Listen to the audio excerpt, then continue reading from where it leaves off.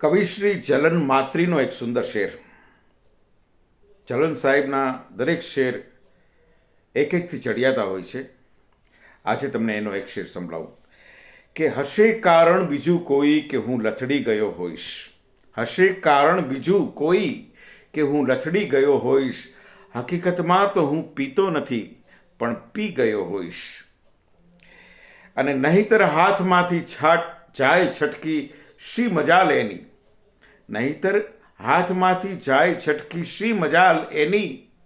હું સપનું જોઈને પાછો જરૂર ઊંઘી ગયો હોઈશ.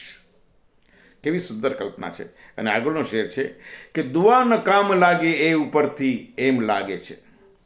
દુઆ ન કામ લાગી એ ઉપરથી એમ લાગે છે કે ઇબાદતની જ હાલતમાં ચલન ભટકી ગયો હોઈશ.